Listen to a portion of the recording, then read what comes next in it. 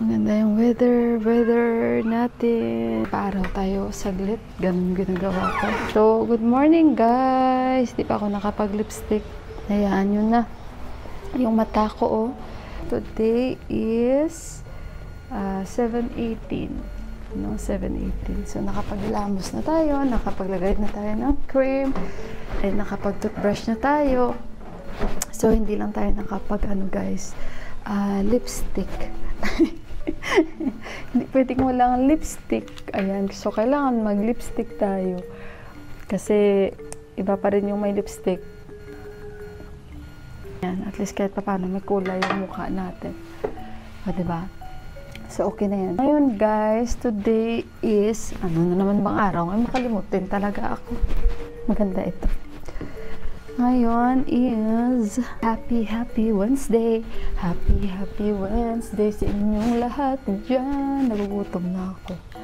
Gusto kong lumabas and para maaga ako makapamili kung ano man ang maluluto namin. And ayun, yung kambal dito, pupunta mamaya. Natatawa ako kasi drawing na naman yung alis namin ni Auntie, busy si Auntie. And today yung last day nilang pag-ayos sa bahay nila. Diyan na naman si Kuya guys. So nakaupo dyan siya. Kumakanta yan. Parang magiging regular nangangaroling na yan siya. Nung una akong first na kilala dyan kay Kuya na yan, may sakit ang asawa. Tapos parang every ganito, pumunta siya, kanta siya, may dala siyang sarangge, yung parang sabi ko sa inyo, yung pinakita ko, yung parang gitara. Mamaya punta din yan siya sa namin, bahay. Pero ang problema dyan, pag bibigyan mo, hindi pa kontento. Ewan ko bakit ganyan ang mga ugali dito, no? Mga naghihingi. Bibigyan mo, magrereklamo pa. Si Bay, busy, Busy si Bay. Kami yung customer dyan. So, yan, maganda yung weather. Ang daming kauli ni Didi, Yan. Ang dami niyang sag. Sana may paanang manok. Yun lang ang problema pag may mga ganyan guys. Bigyan mo. Ako, wala akong cash. Kasi hindi ako nakaka-withdraw. Wala akong ATM. Kaya kung ano lang yung laman ng bulsa ko, natira, yun lang ang aking ibibigay. So yan guys, bili ako nito. Branded nito. And nakabili ako ng paanang manok. Binili ko na lang lahat ng paanang manok. Dito ako kay Bay. Dami nilang niyog, Yan. Coconut. For food, Jai, you are using? Yeah, food. Para sa dasal, ito guys, ginagamit nila. How much? Hindi ko rin alam kung matamis ito, Gas ng avocado. Avocado per kilo, kote? 250. Persimmon. Meron silang persimmon. Guavas. Okay. So nice.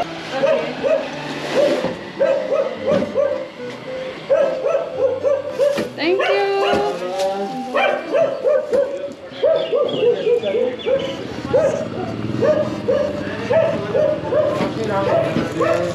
La Didi. Thank you, Didi. So yun guys, nakapamili na tayo. Ang bigat-bigat si Diding aga, ke jani? Kiksa. Kucho एउटा के? Tinapay. Kapidasal. Siyempre mga friends ko guys. Ito favorite ko guys. Ito favorite ko ito. Kaya ko busin ito guys. Ang black olive. Mga achar sila Tingnan niyo yung mga achar nila Bawang tapos chili. Kung meron sa atin. Gourmet. Gourmet pala yun. Sabi ng friend ko. Iba pala yung basa ko. Diba yan?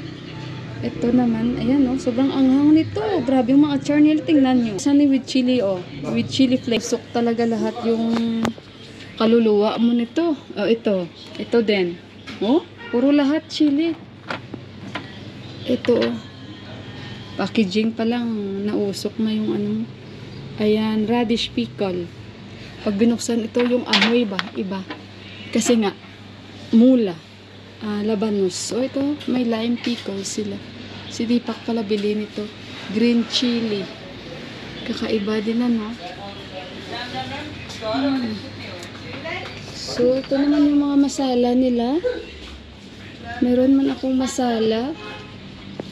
Ayan, may cinnamon sila, Cinnamon. akong cinnamon. So, bibili ako. Tapos, wala rin akong cardamom. Tingnan nyo guys, 100 rupees yan. Mas mahal yung star anise kasi. Ito, magkano kaya yung cardamom? Wala akong glass. Ito lang. Yan. Kasi ginagamit natin ito. And then, ito naman yung iba't ibang klaseng masala nila. Yan, may chow mein masala, curry powder. Ano ito? May fruit masala din pala sila, oh. Chat masala. Ah! Ito ba guys? Ito pala yung nilalagay nila pag kumain kami ng fruits, yung mixed fruits. Tapos ito yung parang pinaka-salt nila. Yan. Pero hindi ako nagamit nito kasi ayoko, hindi ko type. Tapos ito naman yung chat pati masala. Yan. Yung sa nila pop rice na may mga mix na sibuyas. Yan. Tapos momo masala. Yan. Momo masala. Iba-iba. Ito, chana masala. Ayan pala. May masala pala sila ng ganito. Sa chana. Sa next, pag pag nagluto, bibilin ko ito. Wala ako nito eh. Yan. Kasi masarap din naman gamitan. Tapos, fish. Yan. So, ayan. Ano kaya ito? Mix naman ito ng mga masala. Pero alam niyo, parang madaya ito. Ito lang yung makikita nyo na ganyan lang kadami na cardamom. Tapos pagbukas nyo, wala. Puro yan ganyan, yung cloves. Nakabili na kasi ako niyan. Ito may mix, oh. Hindi ko naman kailangan kasi meron ako ng mga ganito. Yung star anise ang hanap ko. Ito yung ginagamit namin kasi masarap ito, guys. May mga chana masala pala. Kaya ayun, may garam masala sila. Yung mga chili powder. So tara guys, ito yung bibilihin ko.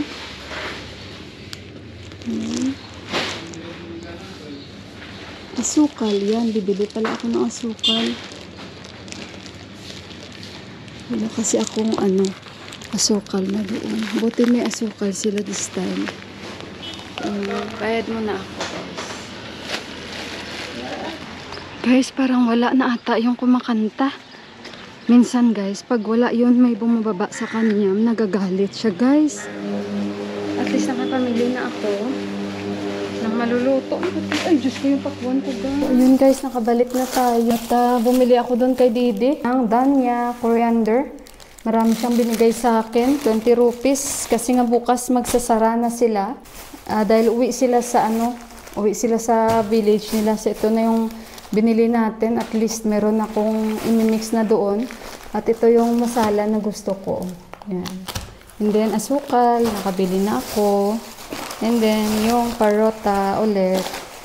At magluluto ako ng paa ng manok. Dahil nagkikrave ako. Ako lang naman ang kakain yan. At maganda kasi sa collagen, di ba guys? Yung sabi nila, ay may Sprite pa kami. Hala, ito yung binuksan kagabi ni Yuhan. Hindi niya sinara masyado. At saka, ito yung manok. 350 pala per kilo. So, total na nabili ko is 470. Pero iba-ibang part siya ang nabili ko. Ito yung paa ng manok. Inubos ko na lang. So, ito 70 rupees. Lilinisan natin to. Paano ba guys magluto talaga ng masarap ng adobo na paa ng manok?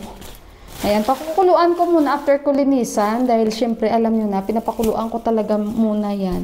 Tapos, lulutuin ko ito sa pressure cooker. And, exactly 8 o'clock na dito. Ayan, 8 o'clock na. So, marami na tayong nagawa. Ganyan talaga yung advantage. Gusto ko pa sanang umakyat doon kasi gusto kong bumili ng slice na cheese.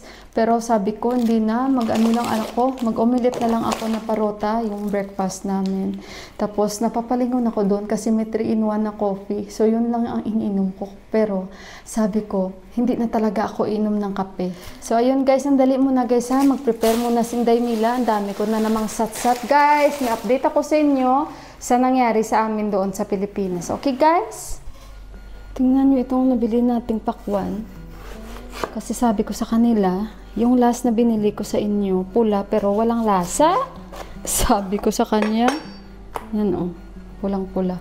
Nabagsak kasi to sa baba, kaya parang nag-ano siya oh, naghinog. Sana matamis ito no, kasi oh, tingnan nyo oh, sobrang hindi makapal yung kanyang balat. At more on laman siya. It means, malaman.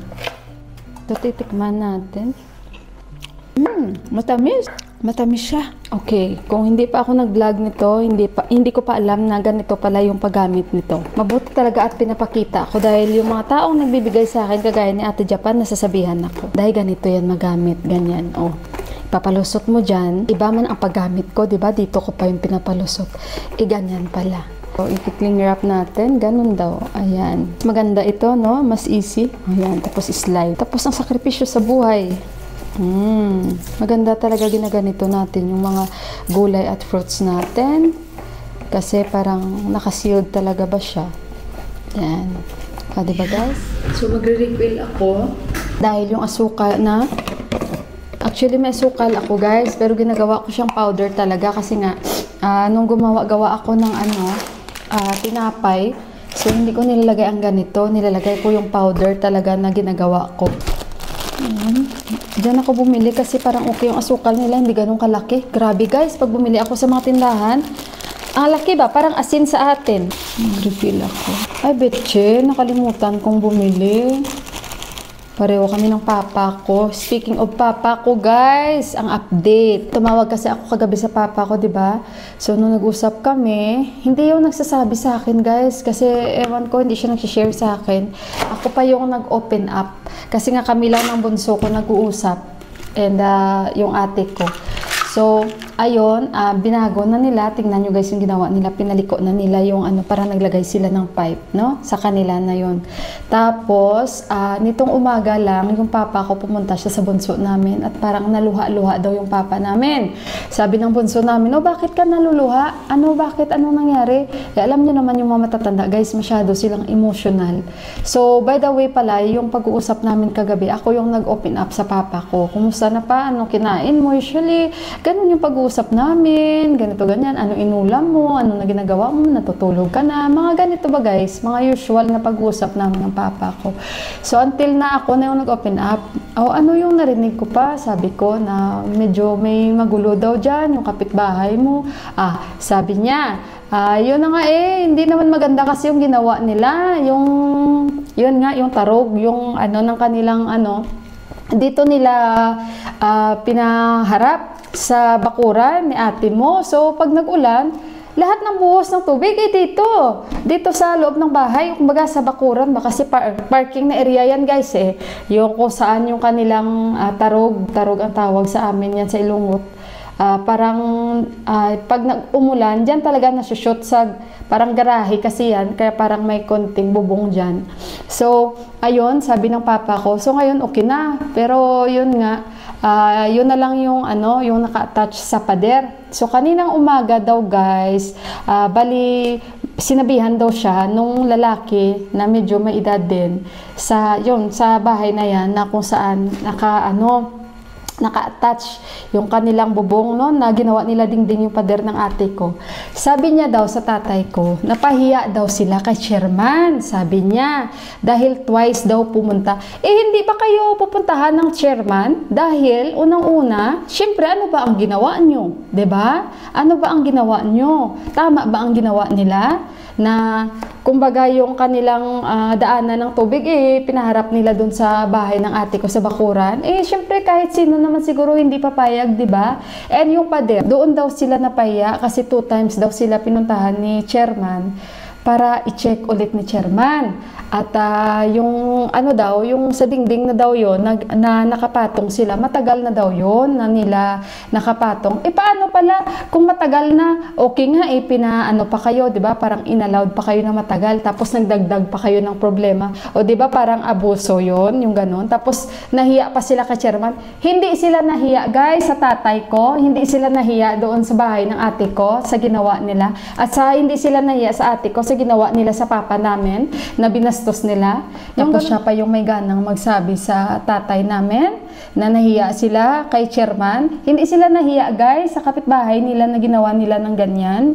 Kapal talaga ang aga ko kaya guys na high blood. Sabi ko sa kapatid ko, ang kapal-kapal ng pagmumukha, sabi kong ganon. Tapos 'di ba guys, katulad nito sa amin, may pader kami dito, no? May pader kami dito. Tapos sila ni Didi may pader din, 'di ba? Hindi lang naman kami, halos dito may mga pader, 'di ba guys? 'Di ba ito yung pader namin. Itong si Didi guys, may pader din siya. Ganon guys, oh, doble yung pader. Tapos 'di ba may grills kami na ganito sa aming pader. Si Didi guys, may grills din siya, may space talaga siya guys sa gitna. Sa atin, walang hiya. Itong kapitbahay ng ate ko, walang hiya yan ang mga tao na yan. Sa totoo lang. Dahil kusa nilang ginawa ang dingding guys, ng yung pader ng ate ko. Tapos, may pader nga sila, nagpagawa sila, pero yung kahoy ba, na parang pinatong lang din nila. Yung mga tao na sobrang, kumbaga, bintahuso, tuso na mga tao sa amin, pa sa Ilonggo. Ay, naku, nakakainis. Kaya nga kaninang umaga nung nag-message yung bunso namin, sabi niya, nag-inquire na ako nag-inquire na daw siya ng CCTV at saka sa internet ba.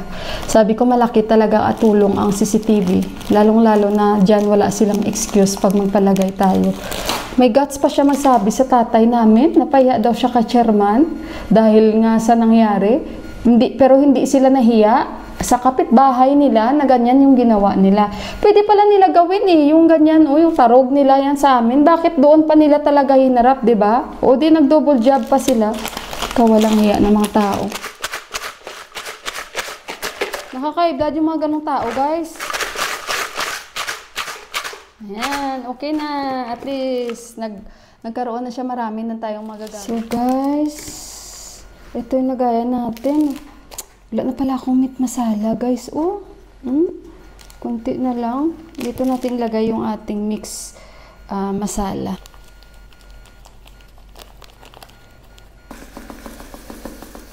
So guys, ayan. Pakuluan ko na itong paa ng manok. Nilinisan ko na ito. At hinugasan ko. Ngayon nilagyan ko siya ng luya at asin dyan. Pakuluan natin.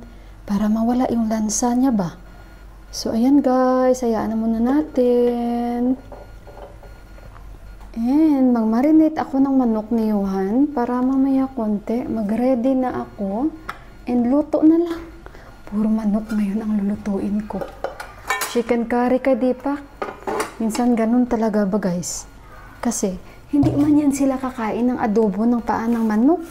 So, i-consider ko rin yung mga kasamahan ko na hindi sila kumakain yan. So, alangan ako lang mag-enjoy sa kakainin ko, guys. So, kaya ayun. Ito, paa, 2 drumstick kay Johan at kay Deepak. And, marami na akong nagawa. Dahil si Deepak kagabi may work yun. Gising na silang dalawa. Sila ni Johan. Tinatanggal ko lang tong taba na to, guys. Ng drumstick na ito. Lutuin ko to sa Happy Call. Ayan, tinatanggal ko lang yung taba. Kasi sa Happy Call, hindi mo kailangan lubugin to sa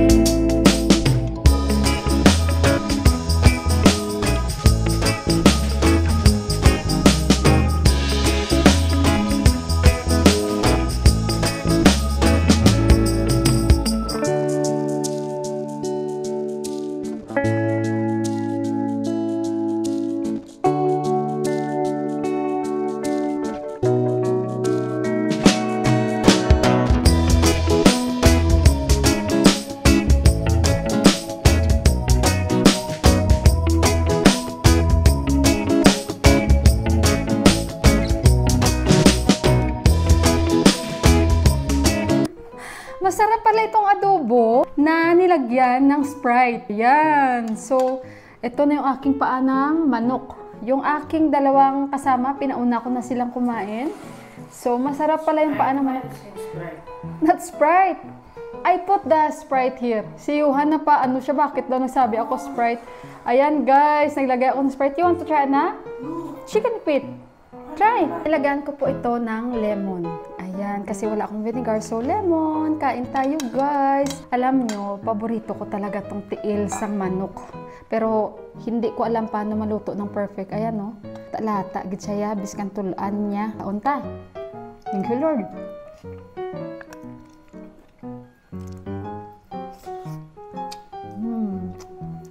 Yung lechon paksiw, ang sarap. Pero mayroon talaga masasarap magluto nito, no, na adobo. Masarap din ito guys, Adidas.